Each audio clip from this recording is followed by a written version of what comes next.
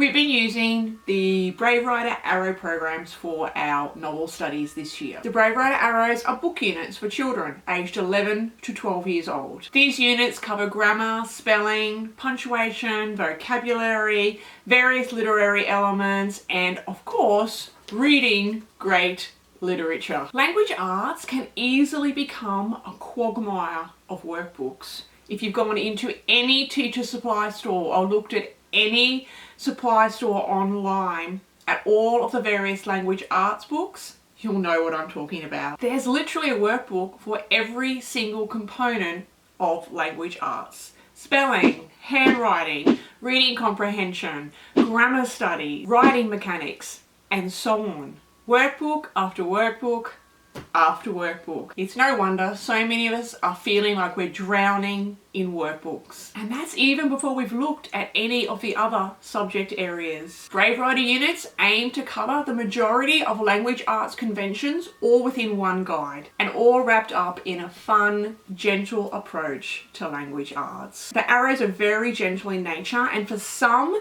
they may feel that it's actually a little too gentle, just given how gentle the guides actually are. I have at times thought, are we learning here? So let's take a look inside some of the arrow guides that we have used this year.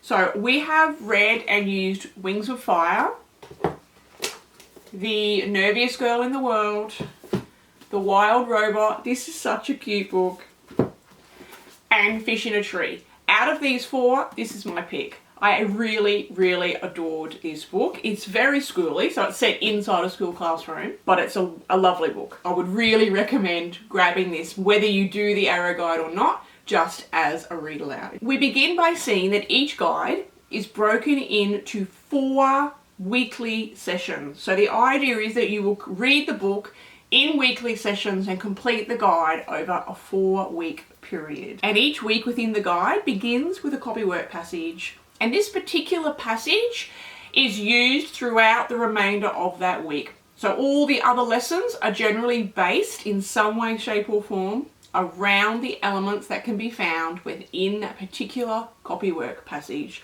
So by the end of the week, the kids are really familiar with the particular passage that they've used for copywork. As the week progresses, we use that passage to look more closely at spelling, vocabulary, grammar, writing mechanics, literary elements, and other language arts conventions. There are no fill-in-the-blank style worksheets as part of these guides, so this leaves it up to the parent to decide how they will tackle that. As to whether or not you choose to simply make a lot of these novel studies discussion-based, or whether you may choose to add in some of your own writing elements to the guides. So you may choose to complete these purely as a discussion-based novel study, or as we've done recently, you may choose to take some notes and do some writing activities inside a basic notebook. Or you could possibly even take it that little bit further and seek out other printable materials that would go along with the elements that the guide is teaching. So yes, that part is completely left up to you. In some ways it's fabulous because you're not tied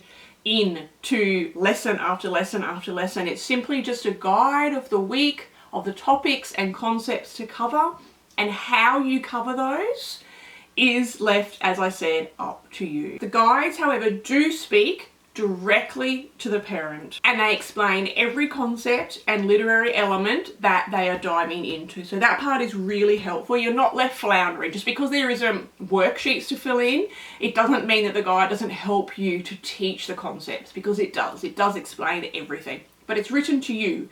It's not necessarily written for you to read that aloud to the student. This is something that you would look over and then explore those ideas further with your children. So whether that be chatting about similes or exploring the use of dialogue, various punctuation marks and how to use them, and the myriad of grammar concepts that we find inside any novel. The guide will cover all of that for you. For each guide, we'll pick out and focus on different language arts conventions. So each book is slightly different in what they're actually focusing on. And so the long-term goal of using the arrow guides with your children is that the child will be exposed to as many language arts conventions as possible over a lengthy period of time. However, I do feel I need to point out that there's no easily laid out scope and sequence, and I feel to get the best out of this program that it is something that you probably need to commit to, and commit to pretty much wholeheartedly, and to use the Brave Writer novel study guides over a period of years to ensure that you are covering all the language arts conventions that we should be. So after we worked through a couple of our earlier novel guides, we then made the decision that we would actually start our own notebook.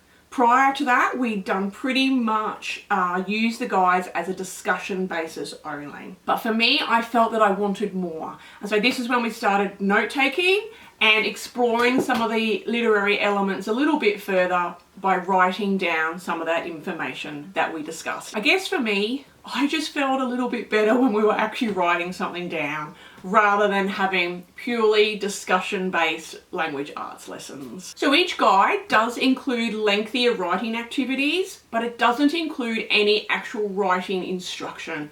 So if you wanted that, if you needed to work on the how to write, you would need to add that into the program. The big juicy questions section, which again is inside each guide, is a staple component of Brave Writer, and it is such a great way to open dialogue between you and your children. And I, for one, am so thankful that these big juicy questions are included in each guide, because I don't need to come up with my own conversation starters for every single book that we read.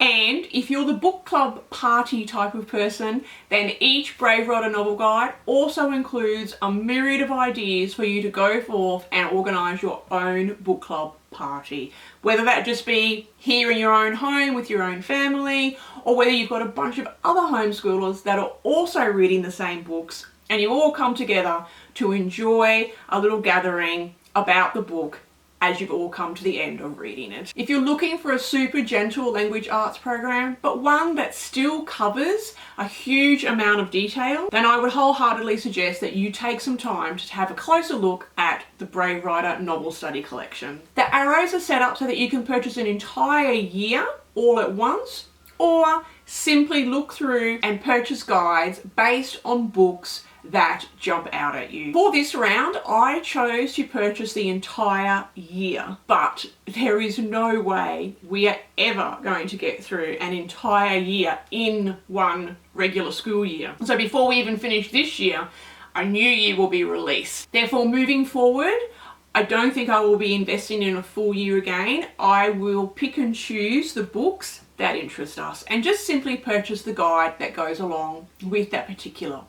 These are nothing like your standard novel study, and I genuinely think that is the real draw card here, that they are completely different, unlike any other novel study you've probably seen before. And whilst the arrow is aimed at children aged 11 to 12 years, of course, you can easily go outside of those age recommendations, depending on your own family situation and the children that will be undertaking the novel guides. And Brave Writer also have similar guides for children of other ages. So they have the Dart, which is aimed at children 8 to 10 years, the Boomerang for slightly older children aged 13 to 14 years, and the Slingshot for teenagers aged 15 to 18 years. So for us, these will always just be an addition to what we're doing here in our homeschool. They aren't something that we would wholeheartedly embrace and use every single novel guide every single month. Like everything in our homeschool, we will continue to cherry pick and using the guides and the books that spark that interest in us. They are a fabulous way when you're wanting to have a lighter load, but still undertake a novel study.